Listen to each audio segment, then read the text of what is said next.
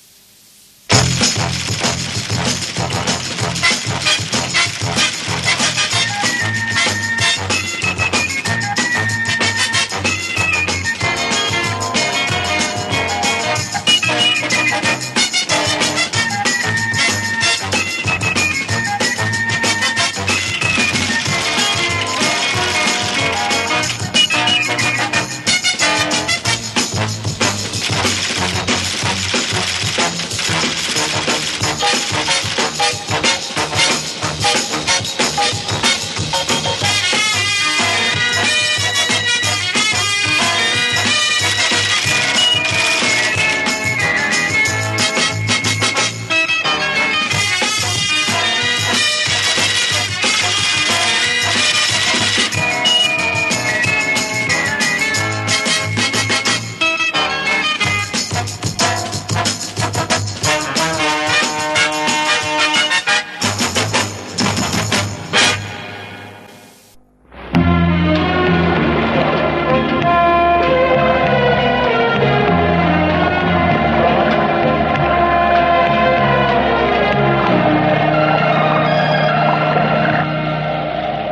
Notre position, capitaine. 1GR 140288. Bien. Remontez à 8 brasses. Préparez-vous à faire surface.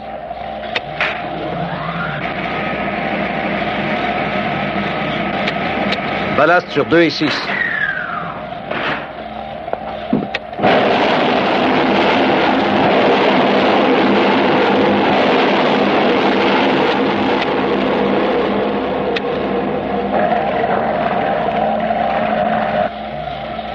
On a atteint les 8 brasses. Bien.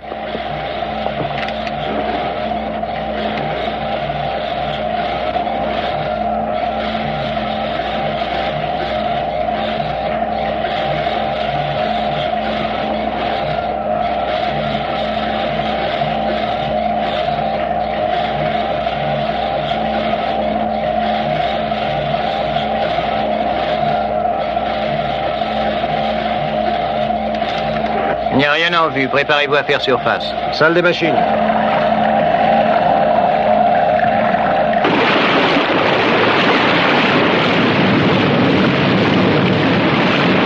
Maintenez la surveillance radar.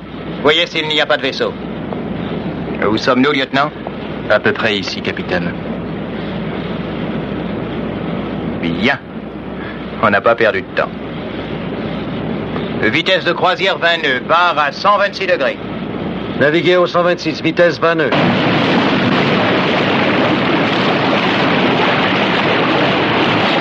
On a hissé l'antenne, capitaine. Merci.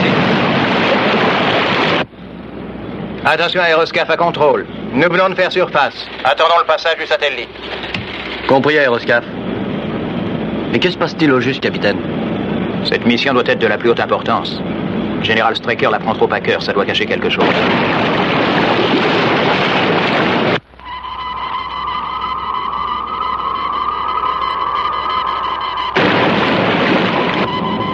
Je reçois le signal. Il est assez clair.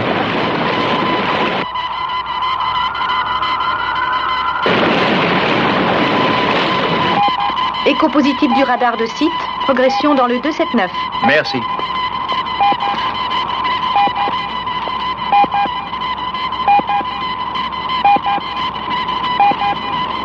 Ordonnez la plongée, il y a un cargo. Tout de suite. Chassez au ballast.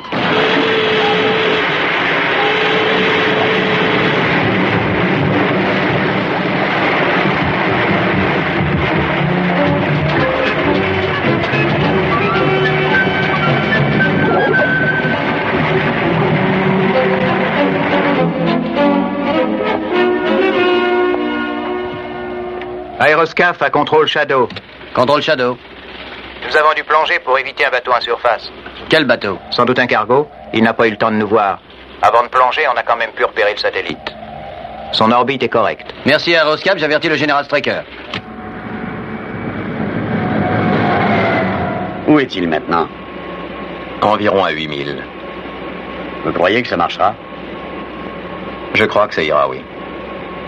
Mais je reconnais que je suis un éternel optimiste. 4 minutes, monsieur. Bien.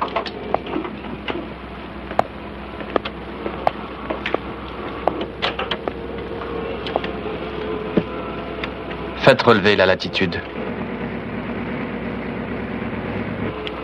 10 secondes avant la transmission des données.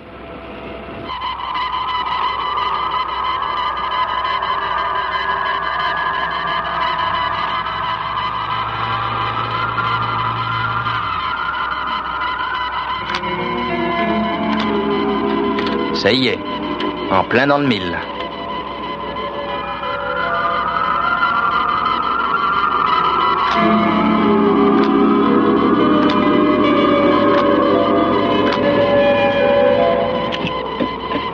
Les premières transmissions commencent à nous parvenir. Signal force 0, 1, 2, 1, 4, 7. Coefficient de distorsion? Minimal. De l'ordre de 72 millièmes. Excellent. Très bien, continuez.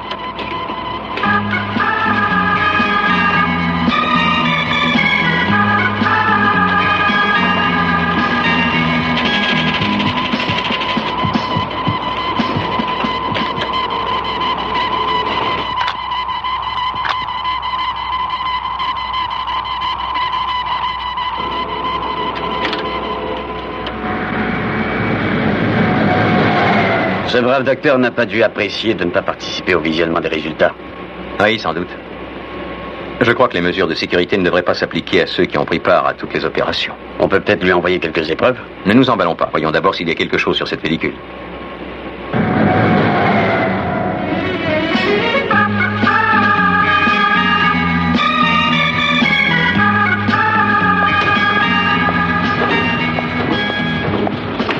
Est-ce que c'est prêt, Ford? C'est prêt.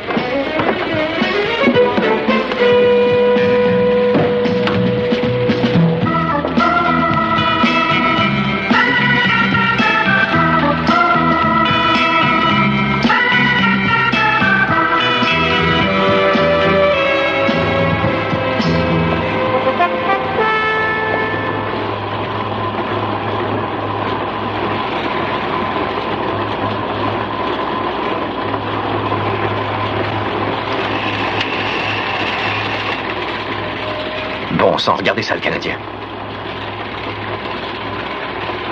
Regardez ce détail. Ce cliché a été pris à près de 500 000 de distance. C'est tout simplement fantastique.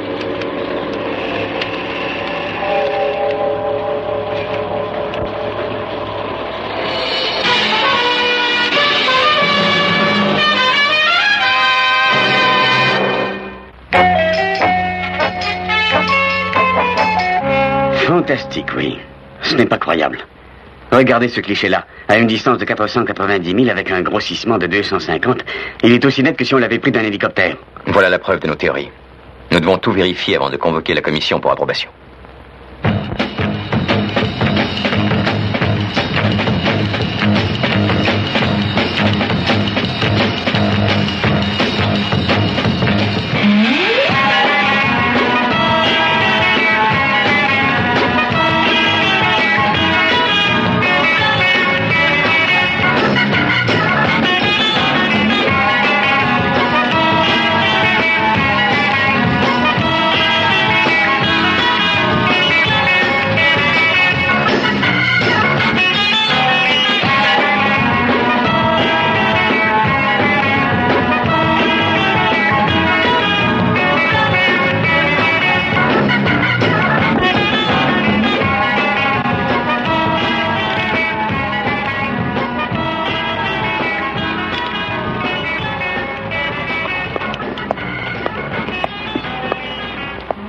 Où en êtes-vous, Kelly? Tout marche bien, général. Nous avons fini les essais préliminaires. Il y a beaucoup moins de modifications que nous l'avions cru. Souhaitons que ça continue. Quand dois-je convoquer la commission pour la mise en service? Dans 3 ou 4 semaines, il nous reste à vérifier les liaisons. Parfait. C'est très bien, continuez. Alors, général, je voudrais vous dire un mot. Vous permettez, John? Oui, oui, je vous laisse.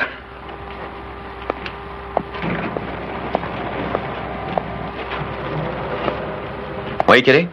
Que vouliez-vous me dire? Demain, devant la commission d'astrophysique, vous demandez $1 billion. C'est exact. Pour financer le projet le plus important que le Shadow ait jamais réalisé. Je sais. Votre projet vient en tête de liste. Il y en a 53 autres. Le mien, le numéro 52, juste après celui intitulé « Combien doit-on dépenser pour l'achat d'une nouvelle distributrice de café ?»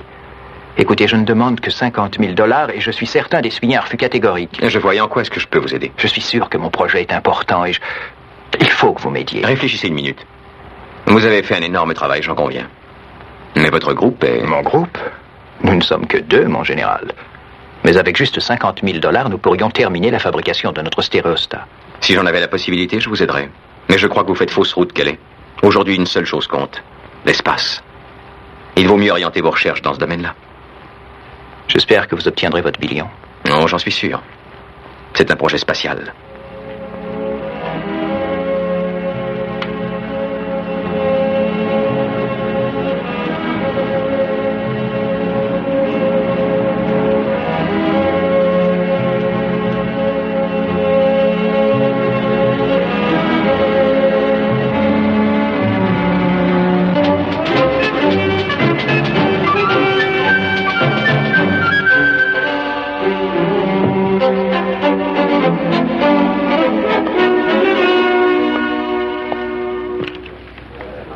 Oui, tout ça c'est bien joli. Mais ne poussez pas trop sur les dépenses, hein, Straker. Faites-moi confiance.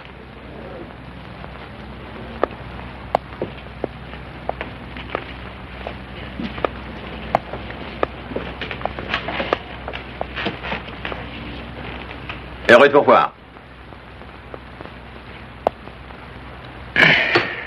Messieurs, la séance annuelle du comité d'études financières est ouverte. Vous connaissez tous le général Straker. Et étant donné le devis au montant d'1 billion de dollars qui l'accompagne, vous comprendrez que notre premier projet à l'étude aujourd'hui soit le sien. Merci, général. Messieurs, je serai bref. Ces plans détaillés sont ceux de notre sonde B142 pour être plus précis. Notre projet apporte quelques modifications à cette sonde spatiale un peu désuète. Je tiens à ce que vous notiez le dos modifié sur nos dessins. Cette coupe est assez claire. Elle vous indique que nous avons incorporé un appareil qui, aux yeux d'un profane, s'appelle, ou passe pour s'appeler, un télescope électronique. Le terme est plutôt vague, mais le principe est assez simple. Au lieu que ce télescope enregistre un rayonnement photonique, il peut suivre tout déplacement des électrons. Il est capable de couvrir des régions inexplorées grâce à un système optique à miroir irradié. Il grossit 2500 fois. Lieutenant Masters. Toutes ces photos de la Terre ont été prises à partir d'une orbite variant entre 450 000 et 500 000 par satellite.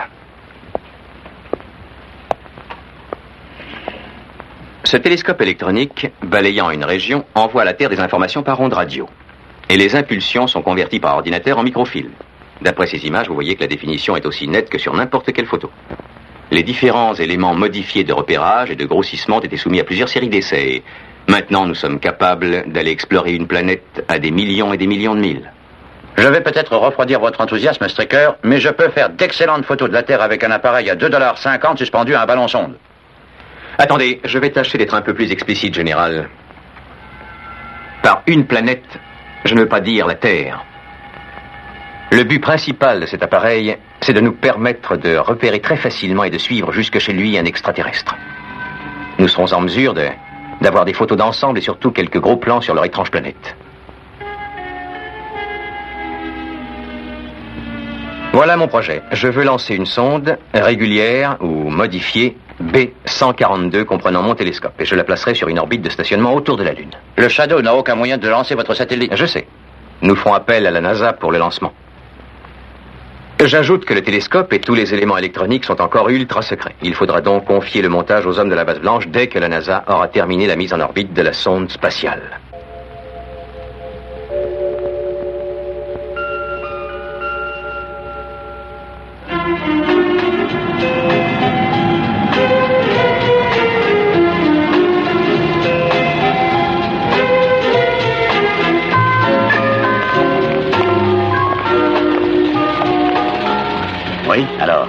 Trouvez Foster et amenez-le-moi immédiatement, le Canadien.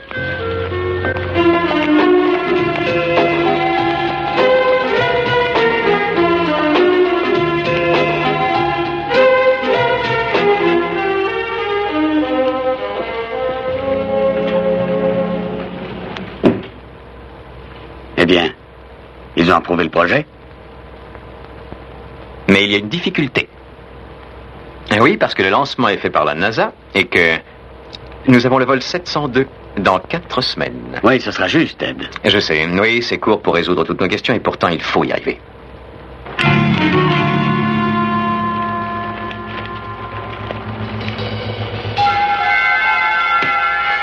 Bien, vous avez réussi, tout est fini, non? Oui. Vous savez, j'ai beaucoup appris depuis quelques semaines.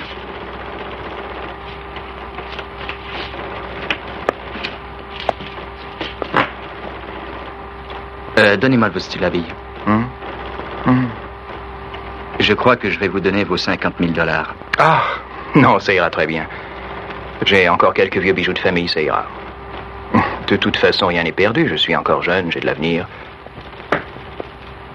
Bon, cette fois, c'est à vous, lieutenant. Et j'espère que vous serez satisfait. Oui, moi aussi. À tout à l'heure.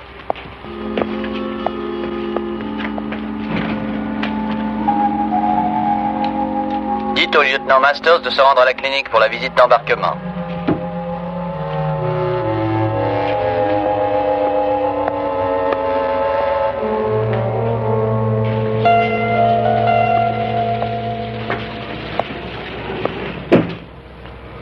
Longue journée? Longue semaine, oui. Je crois que cette fois, ça y est. Oh, Alec, je pense que je vais emmener le lieutenant Kit Ford avec moi à la base blanche. C'est une bonne idée. Je suis sûr qu'il ne sera pas de trop. Oui. Écoutez, Alec, il vaut mieux que les communications avec la Lune soient dès maintenant réduites au minimum. Bien sûr. Où en est-on sur l'aire de lancement? Oh, ça, Alec. Je laisse le lancement aux soins de ces messieurs les spécialistes de la NASA.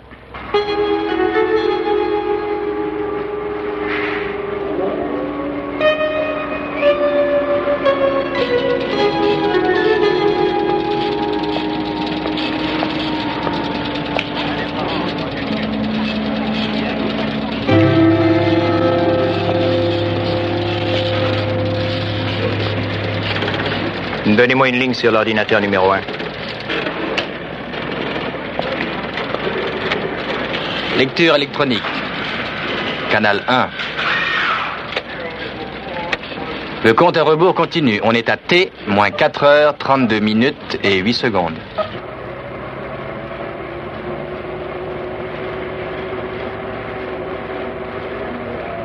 Tuyère principale. Oui.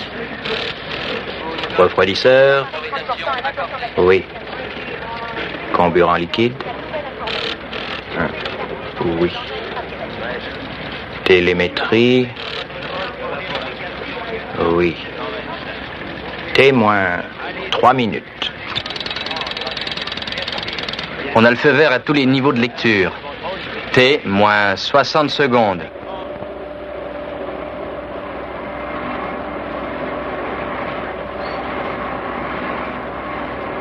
« 29, 28, 27, 26, 25, 24, 23, 22, 21, 7, Passez sur circuit annexe. 15, 14, 13, 11, 10, 9, 8, 7, 6, 5, 4, 3, 2, 1, 0.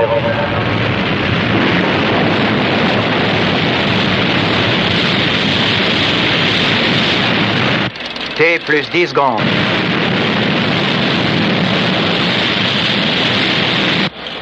Lancement réussi.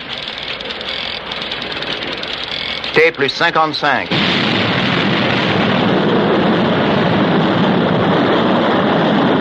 T plus 60. 3, 4, 8, 2, T plus 65.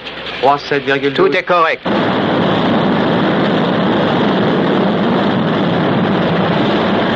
La NASA rapporte le succès du lancement. Bien.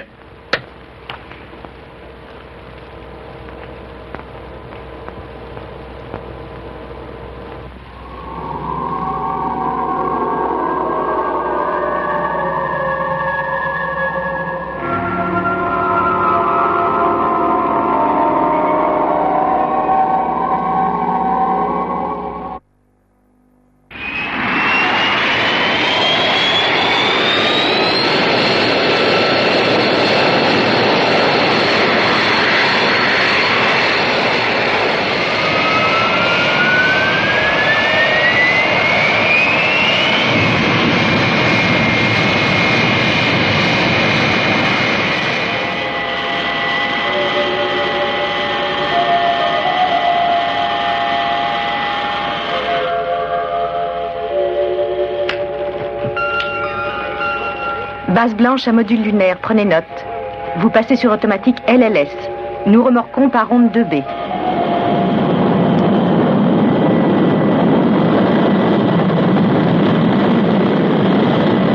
À l'unissage, moins 7 secondes. Bien.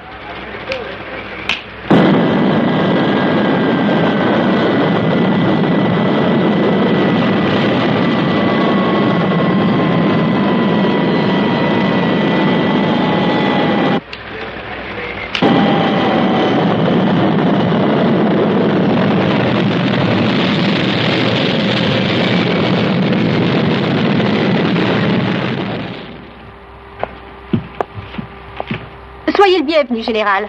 Merci. Si vous voulez bien me suivre, je vous conduis à vos cartes. Allez-y tous les deux. Paul, je voudrais aller au contrôle vérifier les rapports de mise en orbite. Bonjour, général. Lieutenant Ellis, Nina, Bonjour, général. John. Un bon vol? Ah oui, merci, excellent. Est-ce que ça va ici? Oui. Lieutenant, avez-vous le rapport de mise en orbite? Oh, excellent. Apogée 124 millièmes au-dessous de l'apogée recommandée. Mais facile à corriger si vous le désirez. J'ai dû faire un nouvel emploi du temps assez dur pour les astronautes. Votre son doit probablement être modifié dans l'espace. Tout ça est très bien. Nous suivrons l'évolution des travaux ensemble, bien entendu. J'essaierai de ne pas vous décevoir, en tout cas. Excusez-moi.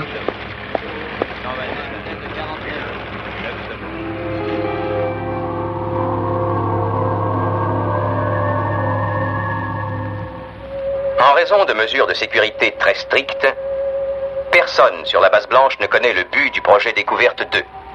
D'ailleurs, tous les messages sont codés M. Mais je sais que chacun a donné le meilleur de lui-même et je l'en remercie. Vous savez qu'une sonde modifiée B142 est placée depuis ce matin sur une orbite stationnaire autour de la Lune. La première phase des travaux consiste dans l'installation d'équipements spéciaux dans la sonde.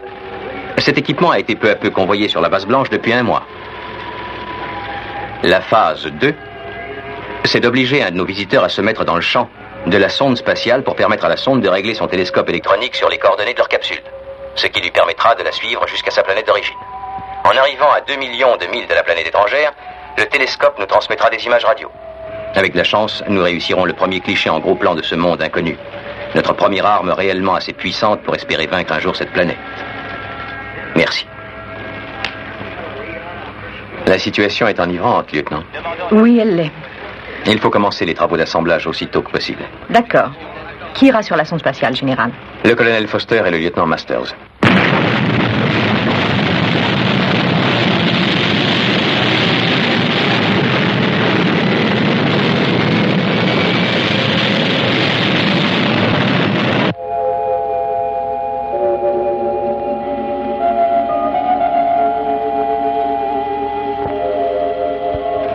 Base blanche à module lunaire. Prenez note.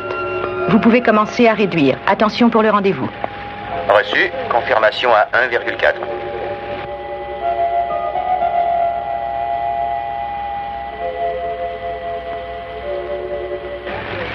« 022417. Entendu, contrôle, contact visuel.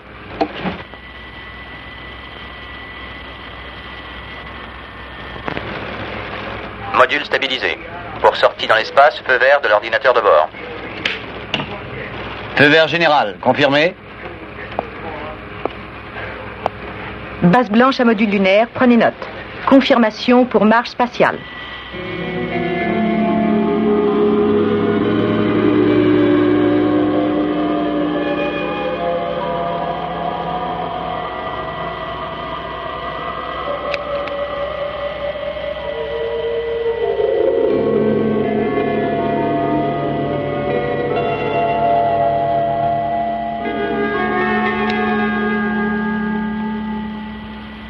Conditions de sécurité vérifiées.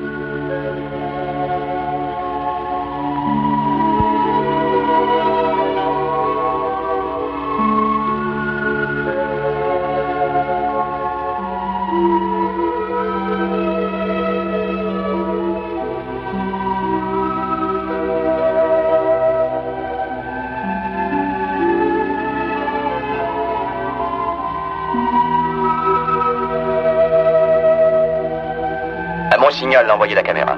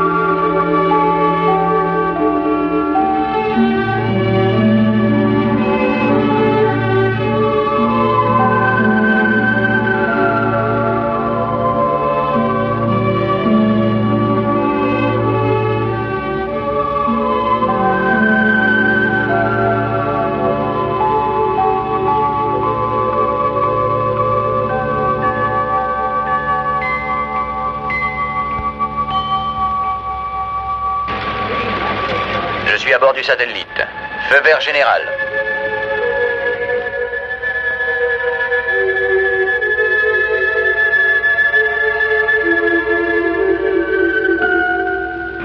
Étape 1 terminée. Contrôle à équipage spatial. Entendu. Beau travail, Paul. Présentez mes félicitations à tous ceux de votre équipe.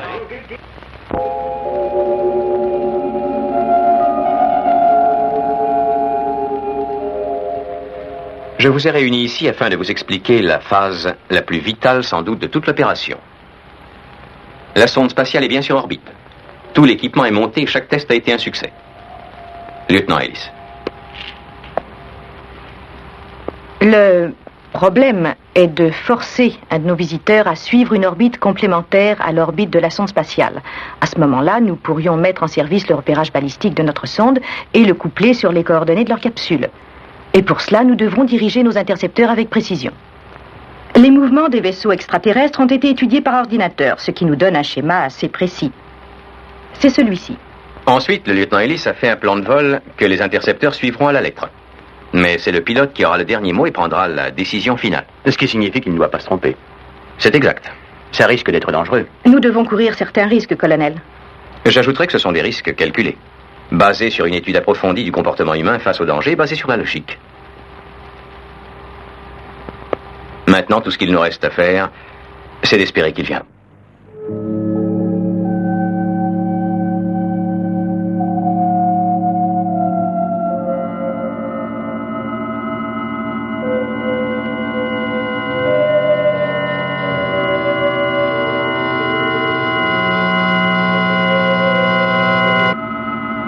Rouge, extraterrestre dans 1-4-2, bleu, direction constante.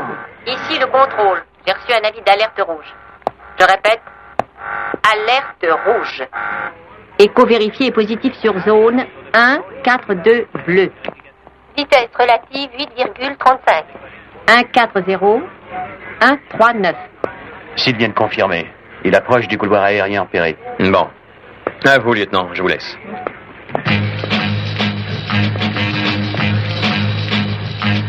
Ici, contrôle à intercepteur. Paré à lancer. Je répète, paré à lancer.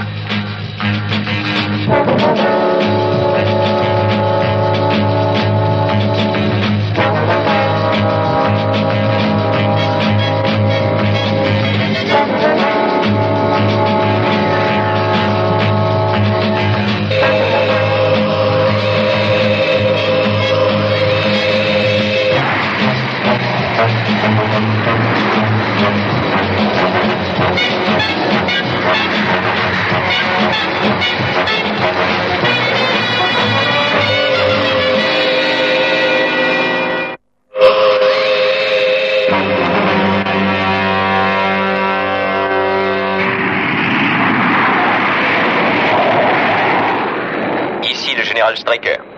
Vous connaissez tous l'enjeu de cette mission. Le contrôle est assuré par le lieutenant Ellis. Les vols planifiés sont retransmis en clair par le lieutenant Ford. Extraterrestre, direction constante, vitesse relative moins 8,35. Notre visiteur maintient sa direction et sa vitesse.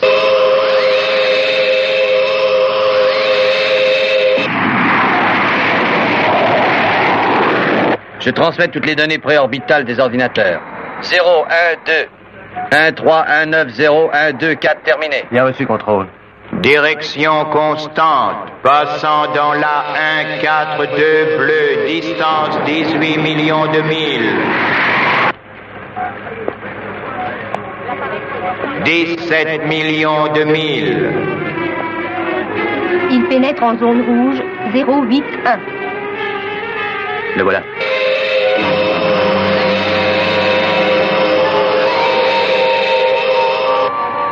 Il change de direction. Notre visiteur entre actuellement en zone rouge 0814. Vitesse relative 8,37. Nous devons changer nos coordonnées. Bien. Faites programmer un nouveau plan de vol. Oui, tout de suite.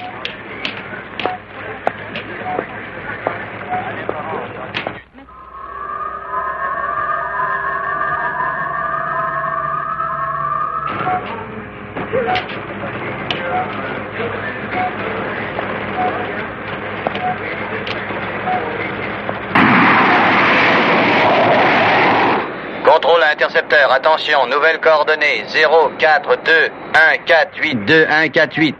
1,1272. 1127. Chef de groupe à 2 et 3, nous changeons de direction. Sur la 2, 1, 4, 8. Entendu, chef de groupe. Les intercepteurs ont perdu le contrôle radar. Il faut agir et vite. Si nous tirons dans cette direction-là, il sera bien obligé de faire un détour qui l'amènera droit dans ce couloir aérien. Dites aux intercepteurs de faire exploser un missile dans la zone bleue 1, 2, 8. Contrôle à intercepteur. Brisez votre formation. De nouvelles instructions vous seront transmises.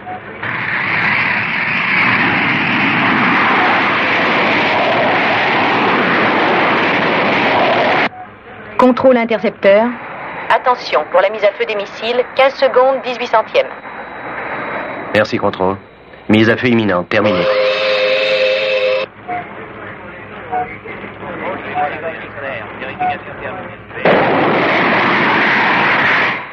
Mise à feu, moins 5 et 2 dixièmes de seconde.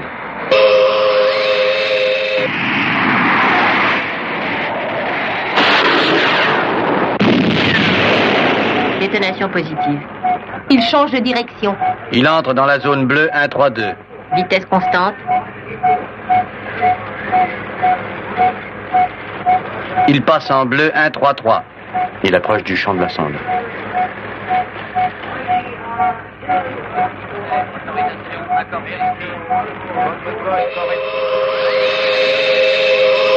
Attention, il a accéléré. 8,38. 8,39. Faut envoyer un second missile tout de suite. En êtes-vous sûr? Oui. Bon, transmettez.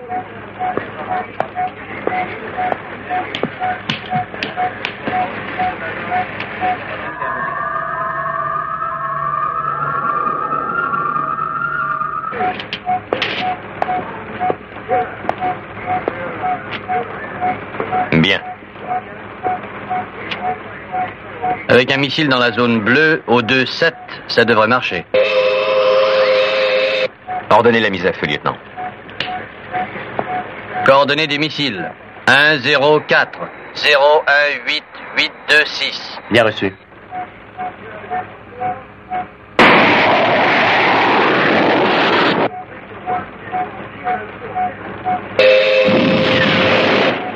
Détonation confirmée, ça y est.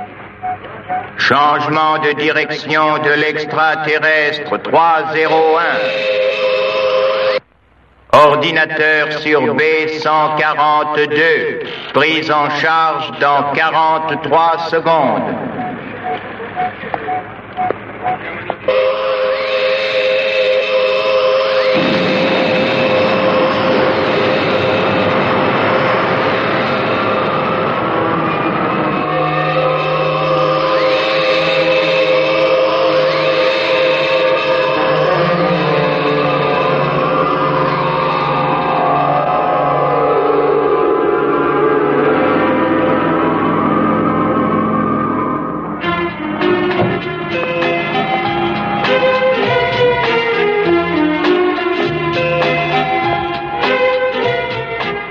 Lieutenant.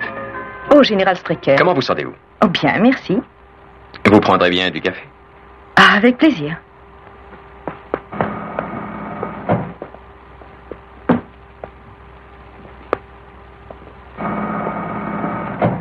Vous voulez du lait et du sucre? Au noir et sans sucre.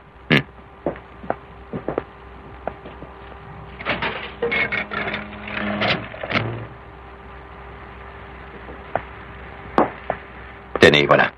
Merci. Eh bien, disons au projet découverte 2. À notre réussite. Je voudrais vous remercier, Gay. Vous avez fourni un travail énorme au cours du projet. Et les heures ont été longues. D'ailleurs, je trouve que vous en avez beaucoup trop fait. Je pense qu'il faut vous ménager un peu. Vous avez été formidable. Mais c'est un travail d'homme. Et vous n'avez pas à en faire plus qu'eux parce que vous êtes une femme. Et n'oubliez pas non plus que vous êtes une femme très attirante. Merci pour le café. Et pour tout. Lieutenant.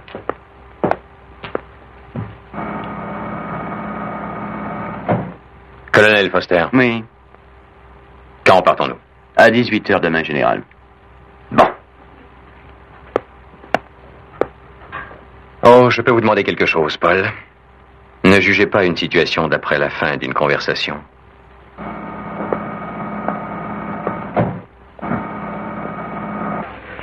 Le module lunaire décollera dans moins de 18 minutes. Mesdemoiselles, je tiens à vous remercier encore une fois. Savez-vous dans combien de temps vous aurez les photos? D'après nos experts, il faut bien compter 4 mois. Et espérons que ça vaut la peine d'attendre aussi longtemps. Au revoir. Au revoir. Au revoir, lieutenant. Au revoir, général. Ok. Dès que vous prendrez quelques jours de vacances, n'oubliez pas de venir me voir. Comptez sur moi.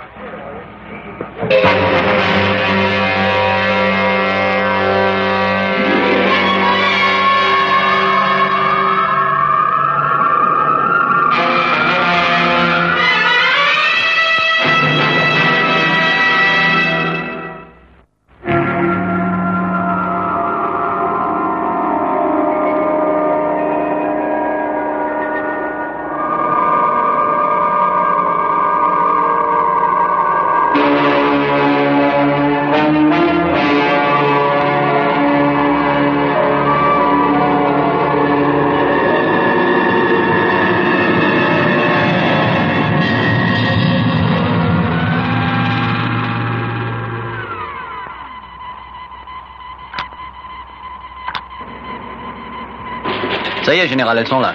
Bien. Faites-les passer dans le décodeur et développez-les aussitôt. Tout de suite.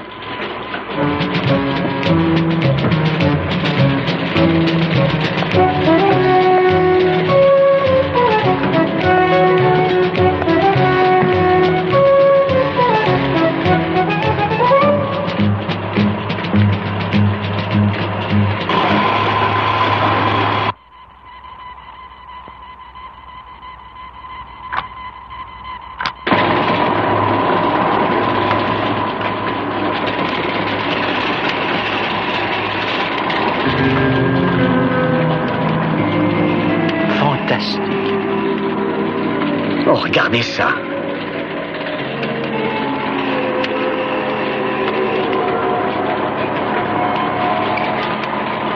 Dites au labo de me faire parvenir son premier rapport dans les 24 heures. J'y vais.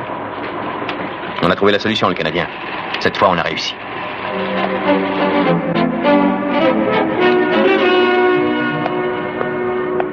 Bonjour, général. J'avais dit dans les 24 heures, je crois qu'elle est... Je sais, mais nous n'avons pas eu le temps matériel de taper le rapport. Faites-moi un rapport verbal, alors. Il y a une défaillance de l'appareil. Une défaillance? Oui, général. La distance et le grossissement de chaque cliché ne sont pas inscrits sur la pellicule. Toute l'opération est-elle fichue pour ça?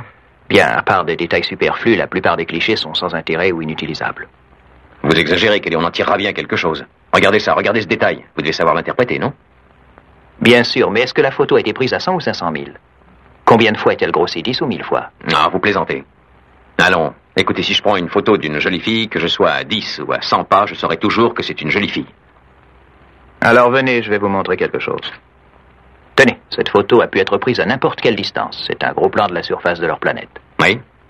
Je ne suis pas un expert, mais c'est probablement une espèce de végétation. Vous pensez que c'est de la végétation? Oui, ce serait possible. Mais je vais vous montrer autre chose. Éloignons-nous un peu. Vous avez noté sans doute la courbe de la ligne d'horizon. Eh bien, je pense qu'avec ça, on doit pouvoir faire une approximation assez juste des dimensions de la planète. Maintenant, rapprochons-nous. Mais qu'est-ce que ça veut dire? À quoi jouez-vous, Kelly?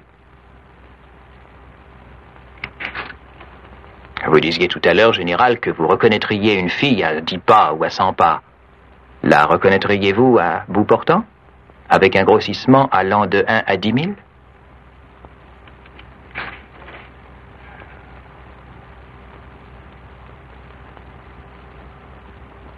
Bonjour, général.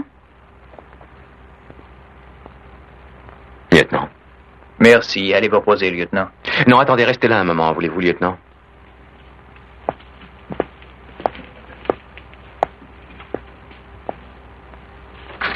Grossissement 0 pour commencer.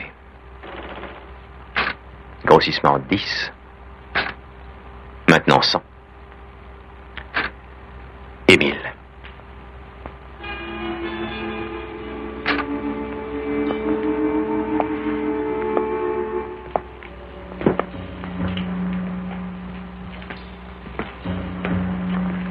Ce n'est pas la photo du siècle, mon cher général, ni la meilleure façon de passer des vacances. Votre aide nous a été précieuse. J'en suis flattée. Au revoir, général. Lieutenant.